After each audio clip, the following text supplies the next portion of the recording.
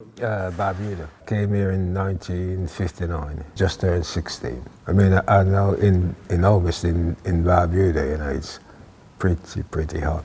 Okay. And the August when I came here, I thought, well, if this is August, blimey, what the winter going to be like? Because the climate is completely different. No, I didn't have a choice. What happened is I came with my sister, my oldest sister, but originally it was my sister and another sister who was supposed to be coming to England.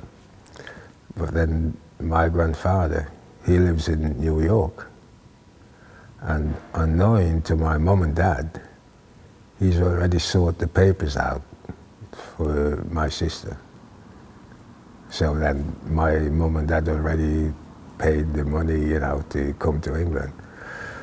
And, those days times were a bit hard. So they couldn't afford to lose that money. So they just says to me, hey boy, you're going to England next week. I said, what?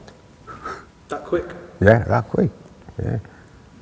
I only had about a week to take it all in, and I thought, England? What do I know about England? But I came, that was it, yeah. And so you had to say bye to your friends, and so your cousins, your family? In quick time, say goodbye to your friends. Because I'd not long left school, so I've got a lot of friends. Because I didn't know anything about England. Or the only thing I know is when the West Indies playing England at cricket, we used to listen to it on the radio, but to say I know exactly what England was all about, no idea. And it was a big shock. Did you take the boat or flight? A boat, yeah. Take us about 2.5 weeks. And what was that like? What did you get up to? I didn't get up too much because I didn't want to come. So I think most of my time I spent crying because I wanted to go back to Barbuda because I didn't know anyone in England. I knew I was coming with my sister, but apart from that, didn't have any friends, didn't know anyone. So I didn't really want to come. Well, we had an aunt living in London, and the plan was, we stayed, with our aunt until we could make our own way in life, sort of thing. Yeah. It was a big shock, because when I got off the train at Southampton, get off the boat at Southampton, then you got to get the train, to Waterloo Station, and I sat on the train and I was just looking around, and I thought, these houses look grim. All I could see was smoke coming out the chimneys and stuff like that. But being naive, I thought, seemed like everyone got an oven in their house and they bake their own bread. Because I've never seen anything like it. I just saw everybody's got an oven in the house and they're all baking bread. Didn't know that they were burning coal to keep warm. And then this was still in August time, That was a big shock as well. Lived in London for 2 years. I look quite big for my age, so a friend of the family took me to the place where he worked, and it was a foundry. And I was on the 2 till 10 shifts. I mean, back in Barbuda, where I come from, I never worked. Just relying on my parents. Once you get to England, you got to find somewhere to live, you got to get a job and that sort of thing. So I went on this 2 till 10 shift. I started working. I was on the conveyor belt, taking off the glasses and vase and that sort of thing as they come down, pack them away. I can remember starting, and then all of a sudden someone was shaking me. I fell asleep. Fell asleep. And when I woke up, it was the foreman. And all around me was broken glasses and vases and stuff like that. And he looked at me, he says, son, you ever done this job before? I says, no, never worked before. He says, how old are you? I said, 16. He says, what? He says, oh, don't mind, you're going to get us in trouble. He says, a 16-year-old on night and, afternoon shift. He says, no. He said, no. So he gave me a card, and he says, in the morning, you take this to the youth employment office, and they will help you sort a job out. He says, shift work is not for a 16-year-old. So that was my first experience of working in London. And I had a job as an apprentice cabinet maker. And that was pretty good fun. I got on with the younger lads that were there, about my age group.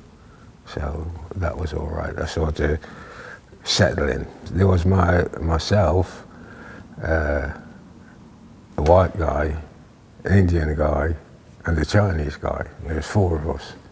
And we were all from different background, different culture. So in the evening time, we used to go to the espresso coffee bars, and hang out. So that sort of eased me into the sort of British way of, culture sort of thing. There was plenty of white people about, but it seemed like I couldn't settle in with the white folks. Well, no disrespect to them, but I was looking on the colour thing, someone my colour or near enough that I could relate to, Not knowing, being young and naive, not knowing that they're from different country, different culture, just like myself. So then, as we got together, we sort of exchanged, talk about where we're from, culture, background, and that sort of thing, and that helped us. I think it helped us all to settle in, really. I moved to Leicester in '61, and I live up on Melbourne Road. There were some friends of mine who was living in Leicester at the time, and majority of the people that moved from Barbuda came to live in Leicester. So when my sister decided that we were going to leave London for Leicester, that was a bit of a relief to me, because I know there's some people in Leicester that I grew up with, so life would be a lot easier for me. But then, after about 18 months, I thought, well, I've had enough of this sort of thing. I want to broaden my horizon. So I went and joined the Air Force. Yeah, 19, yeah. And I joined the Air Force. I spent 5 years regular service and 3 years reserve. Did 8 years, altogether, yeah. And that was eye-opening, because I went to different countries, places like Cyprus and Norway, Ethiopia, Congo, Nairobi, went to Rhodesia, and, I've seen a lot of places, and that sort of opened my eyes to what the bigger picture, what the world is all about, meet different people, yeah.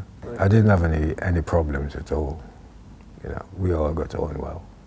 Didn't have any problems at all, no racial problems or anything compared to what I had, most admit, compared to what I had when I first arrived, when I was living in London. When we decided that, we got to find somewhere to live, because we spent, a couple of months living with my auntie. And then my sister and I, we decided we got to find our own place, and that was very difficult, because in those days, it's a saying where they have in London, where they put a thing up in the window, no blacks, no Irish, no dogs. So I don't know what the dog's looking for room for, but there you are. You couldn't get things like flats and stuff like that. It was all room. So everybody was going around looking for room. But that was one of the big things, you know, that I experienced, you know. But, you know, I never let that get to me as such. As long as I can find somewhere to live, you know, that was the main thing. But that was an eye-opener to, you know, to see that sort of thing still exist, you know, in the early 60s, you know. I didn't see anything, didn't experience anything of that in Leicester anyway. I was based at Catterick, not too far from here. Then I went to a place just outside Peterborough, Royal Air Force, Upwood. My main base was at RF Catterick. And that down the road, the Army's got a big garrison down there, you know, so most of that area was for all service personnel anyway, so you could go from Catterick down to Richmond and all those places, and all you bump into was, you know, mainly service personnel. So that was pretty good. You know, you got either someone from the Air Force or someone from the Army, you know, all service personnel you bumped into, and you go out in the town at night, you know that you'll be pretty safe anyway. Yeah. When I came out of the Air Force, the job I went to was we produce farm foods, you know, for your sheep, your goats, your cattle and horses and all that sort of thing. And I stayed there up until I stayed first about 20 years. Then I went over to New York because I got family in New York, you know, trying to start over there, but I didn't like New York. So I came back to Leicester, and lucky enough, I went back to the same company that I originally left and go to New York. So, and they were just like coming back to the same group of people, you know, so I didn't have to start all over again, you know. Yeah. That was pretty cool. That's great. So, were you living in Highfields? Yes. When I moved from London, came straight here to Highfield. And the first time I came to this church was in 1960, before I originally moved from London, you know, to come up here permanent. I came here one Christmas to visit some friends, and then I came to St. Peter's Church, and you know, there was a lot of, quite a few of West Indian, you know, when I came through that door, you know, and ever since, you know, when I came home and leave from the Air Force and I come to church, I, you know, come to St. Peter's, and I've, you know, been coming to St. Peter's, you know, ever since. And, you know, this church means a lot, you know, to me, and to a lot of West Indians, you know. And right here now, I'm the head server of this church, you know, so I've got a lot, you know, that this church gave me a lot, and I want to put back as much as I can into the church. And one of the saddest thing that I noticed that the young people are not coming into the church.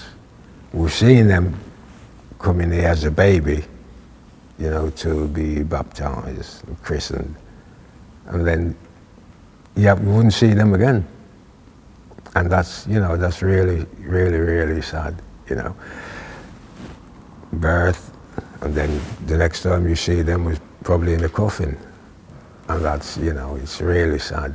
And there's a lot of young people in this Highfield area, you know, different culture, different background.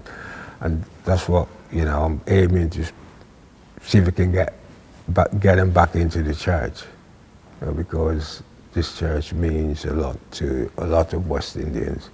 Even I've known West Indians who came to this church and they moved. I mean, not so long ago we had a gentleman who they brought his body back from Cardiff. you know, to come back here to be buried. And he left Leicester years ago, moved to Cardiff, but then they always want to bring the body back here, you know, for a funeral service. And I think it's really sad that all those years in between mission, and like I said, you only see them from christening, and then the next time you see those people who's in a coffin, you know, that's really sad. You know, what I would like is to see more of these young people coming into this church. But our Reverend there, Jonathan, you know, since he's been here, you know, we've worked closely together, and we're trying to do our utmost best to see the amount of young people that we can get back into the church, you know, because the majority of the congregations are in the 60s, 70s, some are even older. And I mean, when we're gone, you know, if we don't get the younger ones back into this church now, you know, it's going to be sad for this church, because a lot of West Indians, you know, their way of life when they first came to this country is they get most of it from this church, because they came here, past and present priest, you know, try to get close to them and let them know how and what religion is all about. And a lot of us, you know, we're here on a Sunday and Tuesdays, but we could do with a lot more younger ones, you know, coming in. But like I said, you know, Jonathan, myself, and a few others, we're working our socks off to try and get these younger people, you know, back into the church. Yeah, we've got a lot to do, but you know, plus we, you know, the grants that we get from the lottery, you know, help us. We just had the tower, they're working on that one. When that's finished, you know, we've got some more funding so we can start on the roof, you know. So, you know, we're trying our best. Great. But we just need the younger ones to come in and give us a hand.